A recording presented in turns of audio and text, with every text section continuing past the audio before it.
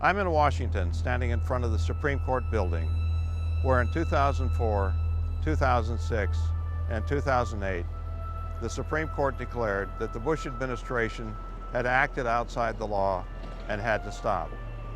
At issue were policies that Bush had put in place after the terrorist attacks of September 11, 2001. Bush had concluded that the United States was engaged in a new kind of war that required a different set of rules. Captured enemy combatants, instead of being tried in regularly constituted courts, would be tried in secret military tribunals. Those that were thought to have important information would be subject to harsh interrogation, including waterboarding, which the United States had condemned as torture when used on American soldiers in World War II, Korea, and Vietnam. In one case, the Supreme Court said that the Bush administration had violated the Constitution. In another case, the Supreme Court said that it had violated the laws of Congress and the Geneva Conventions. In its final decision, the Supreme Court rejected the Bush administration's claim that the president alone had authority to decide the rules of law during time of war. That judgment, said the court, belongs to us, the court, not to the president. The Supreme Court in those decisions was acting as the framers of the Constitution would have preferred. In the words of John Adams, the nation's second president, the Constitution was designed to create a government of laws rather than of men.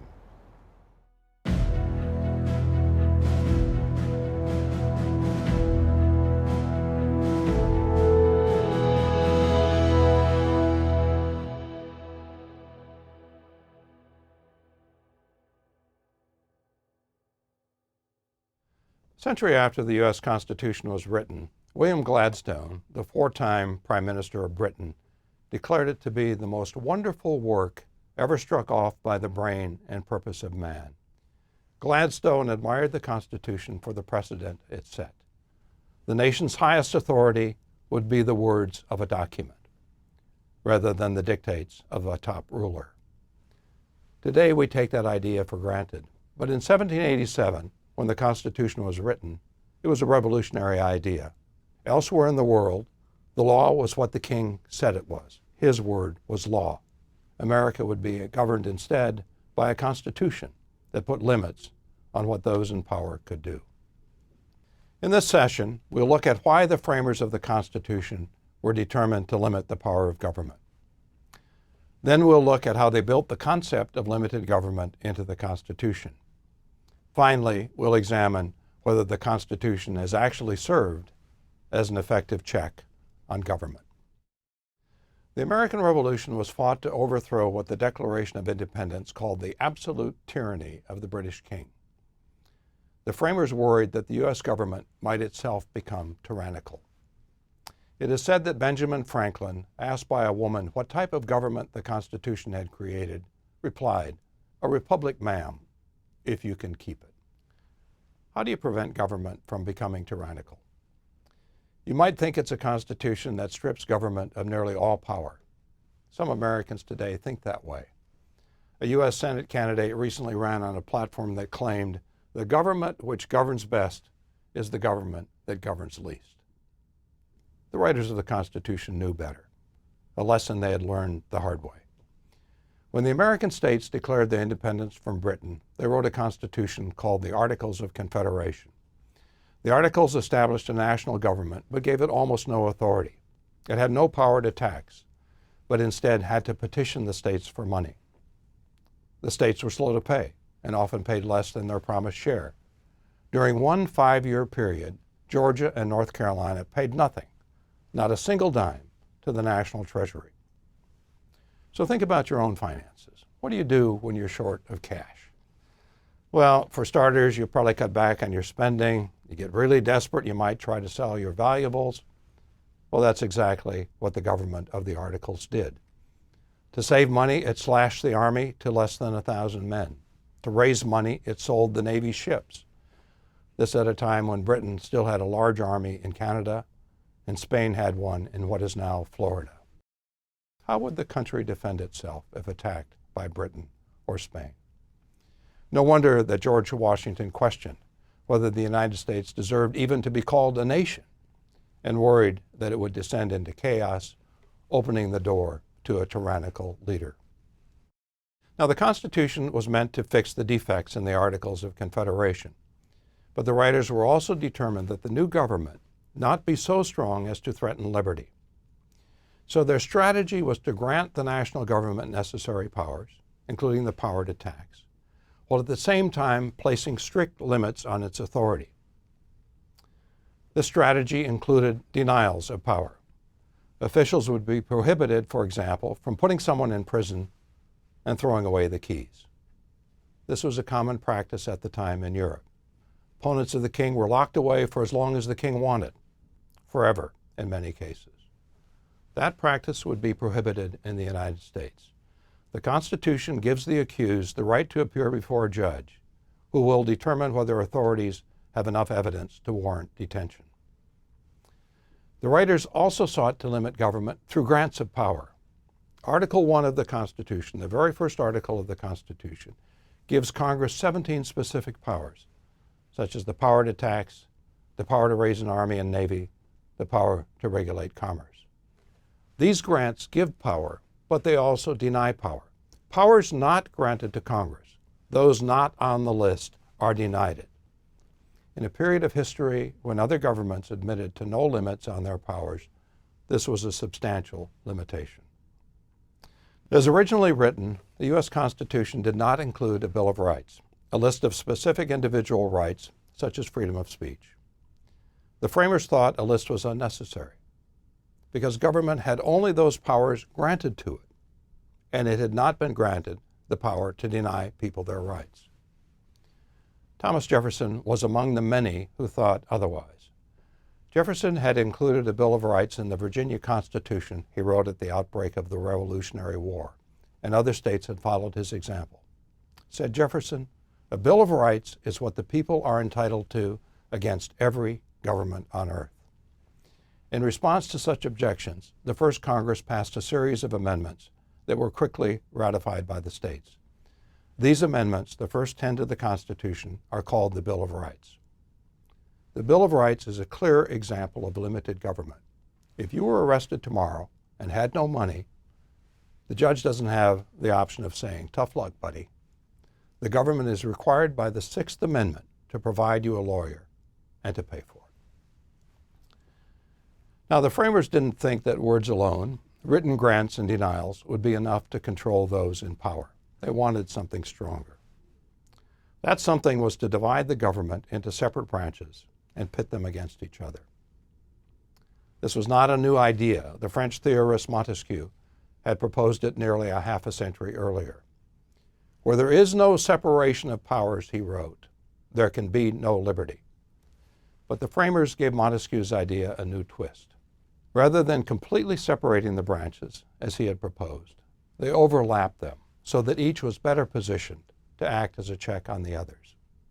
So instead of granting all legislative power to Congress, they gave some of it to the president, for example, the power to veto laws, and some of it to the courts, the power to interpret laws. The same with executive power. The president has most of it, but not all of it. For example, Congress controls how much money the president can spend and on what. The president doesn't have the option of taking money allocated for highways and spending it on the military. The same with judicial power. For example, by giving the president the power to nominate federal judges and the Senate the power to confirm them. This system of divided power was described by Harvard's Richard Newstead as one of separated institutions sharing power. The powers of government, legislative, executive, and judicial, are granted to separate branches, but no branch has all power within its sphere of authority. Part of it, in every case, is shared with the other two branches, providing them a means of checking that branch's power. So that's the theory, each branch acting as a check on the others. Now, as you know, theory and reality aren't always the same thing. The English poet John Wilmot quipped, "Before I got married, I had 6 theories about raising children. Now I have 6 children and no theories." What about the framers' theory? Well, the record's far from perfect. After Japan attacked U.S. forces at Pearl Harbor in December 1941, President Franklin Roosevelt ordered the forced relocation of more than 100,000 Japanese Americans from the West Coast, saying they might try to help the enemy. They were forced to sell their homes at rock-bottom prices and were shipped to detention camps in Utah and other inland states.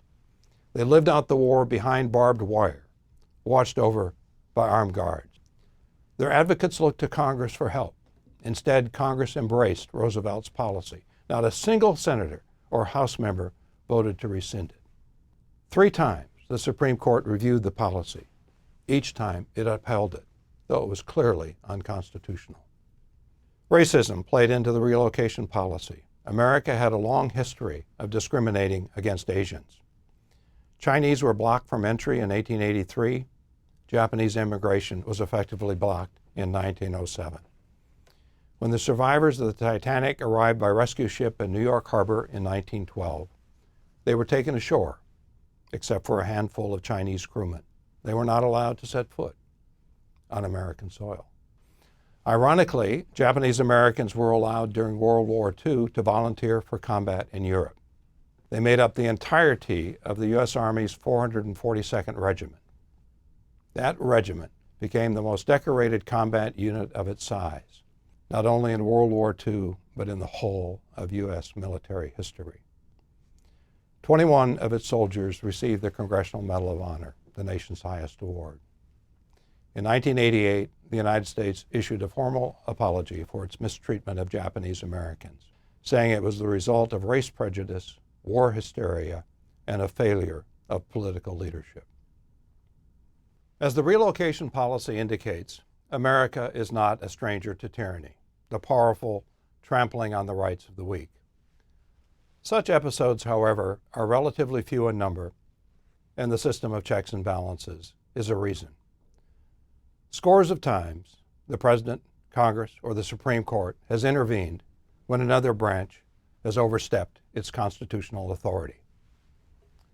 The Watergate scandal is a textbook example.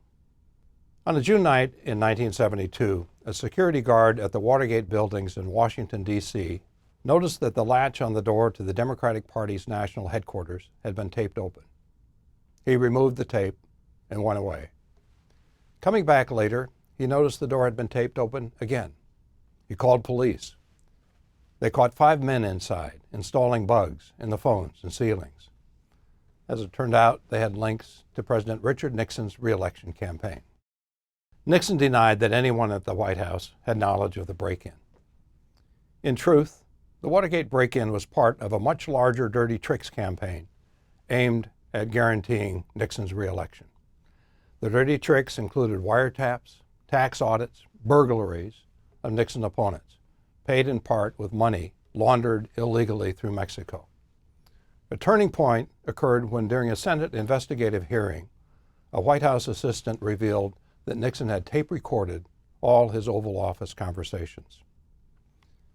Nixon at first refused Congress's demand to hear the tapes. As the pressure mounted, he released transcripts of what he claimed were all the relevant ones. When Congress demanded more tape material, Nixon refused. Congress then filed suit to get the tapes. In a unanimous decision, the U.S. Supreme Court, which included 4 Nixon appointees, ordered Nixon to turn over the tapes. They were incriminating. Nixon was heard telling his assistants to cover up the Watergate break-in, including using the CIA to block the FBI from investigating it. With that, the House of Representatives began impeachment hearings. At that point, Nixon resigned, the first and only president to do so. President Nixon, despite holding what is often called the most powerful office on earth, was powerless to stop Congress and the Supreme Court from acting. The writers of the Constitution had established them as separate and independent branches of government, and they acted in precisely that way. Now, as I'm sure you recognize, America's system of checks and balances doesn't always operate that decisively. Politics is a rough and sometimes deceitful game. What if the Watergate burglars had not been so stupid as to get caught? Would Nixon's illegal action have been discovered in time to do anything meaningful about it? Presidential secrecy is one of the major threats to the effectiveness of America's system of checks and balances. Congressional secrecy is not a problem. Congress has 535 members, and it couldn't keep a secret if it tried. The presidency is different. Presidents have the loyalty of their assistants and can sometimes withhold potentially damaging information, as occurred during the impeachment of President Donald Trump. During the inquiry, Trump refused to let White House officials testify at House hearings and blocked them from turning over documents to House investigators.